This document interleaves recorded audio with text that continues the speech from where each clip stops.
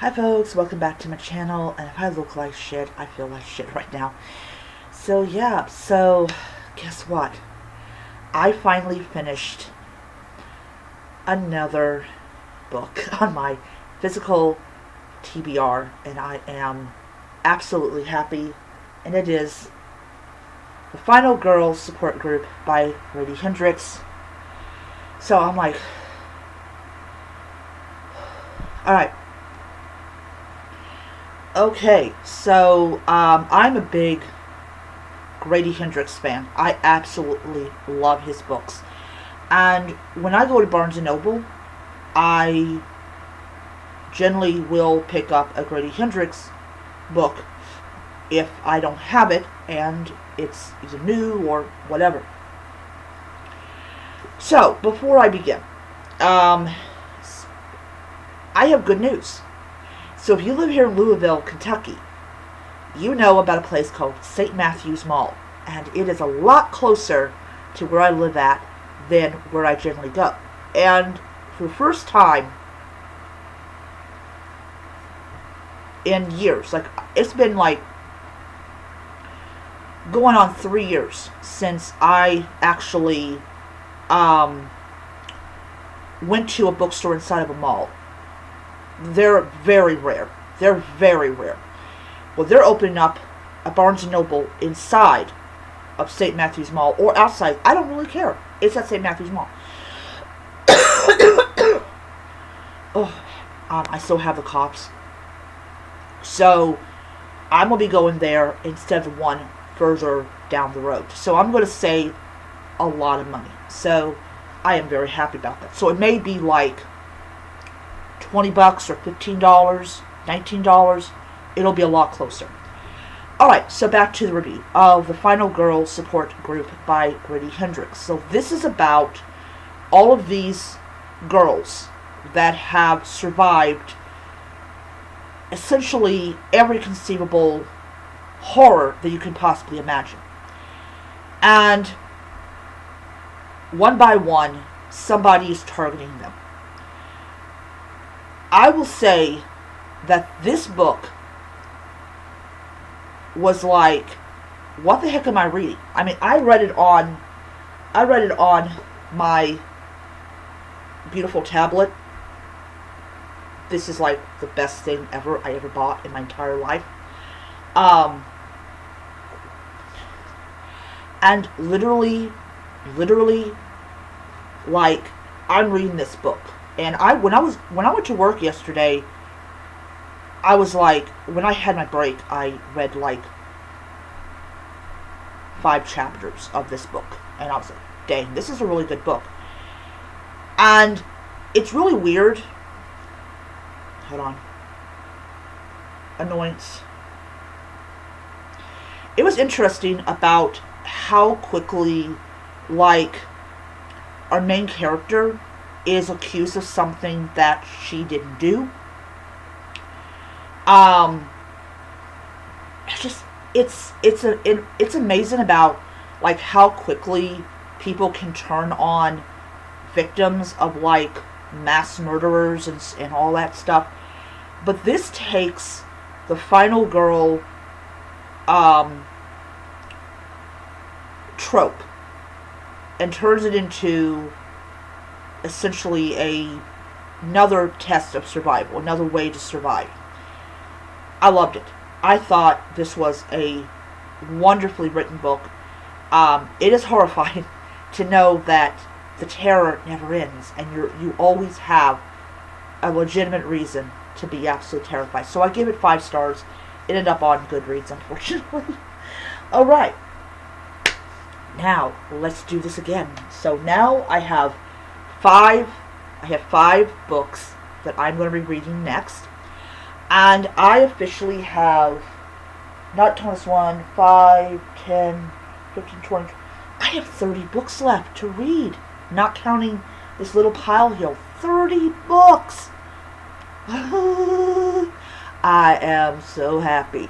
But I fear I am reading these books so fast that I'm going to be hitting the Halloween stuff and the Christmas stuff before Halloween and Christmas comes around.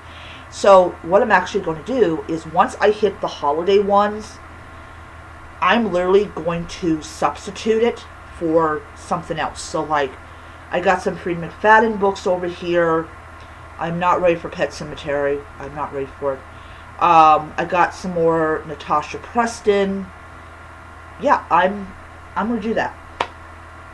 So, because I am going to hit these holiday books when the holidays come around. Alright, so it's time for the books. Alright, so I am so excited, like, oh! Alright, so The Lake by Natasha Preston. I am definitely going to try to get this as a library book. So, hopefully I can do that.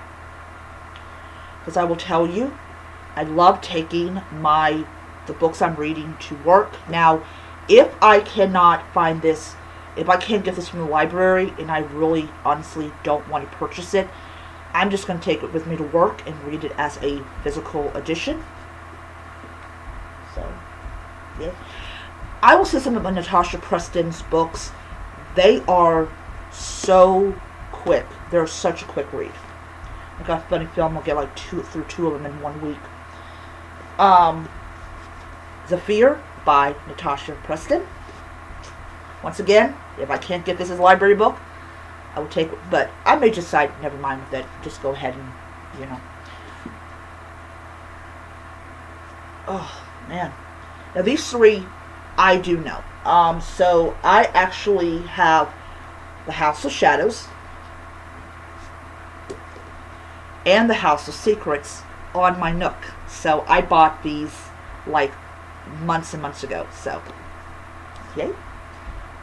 And Night Terrors, which I do have on my Nook. Alrighty, so I am excited. More new books to read. I am so excited when I sit down and actually read a book that I really want to read. And I will be honest. I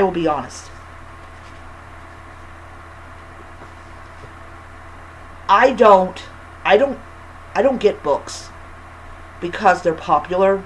I don't. Because I look at popularity as equal to I will not ever read this book and all. And I'm like, yeah, I mean, it's like next week is the last week of May and I'm already at 30 books and I will tell you something, that is amazing. I'm like, wow. Now, what am I going to do when I get my TBR down to 0? I am going to really think about my spending of my books.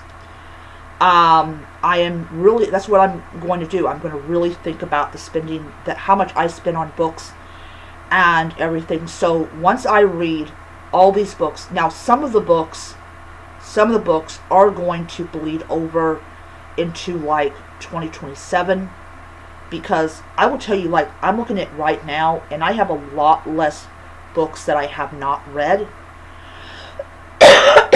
compared to what I had last year.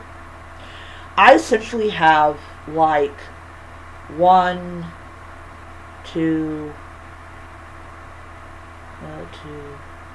3, 4, 5, 6, 7, 8, 9, 10, 11, 12, 13, 14, 15, 16, 17, 18, 19, 20, 21, 22, 23, 24, 26, 27, 28, 29, 30.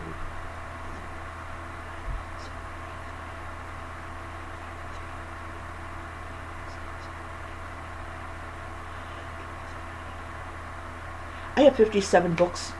Once I'm done with all of the books that's on the floor, I will have 57 books left to read. 57. So I will have this pile of books cleared out by the end of next year. And when that happens, no more buying 50 books. No. I will talk about that in the next video because I kind of want to be talking about that. So yeah. All right. I will see you guys in a little bit.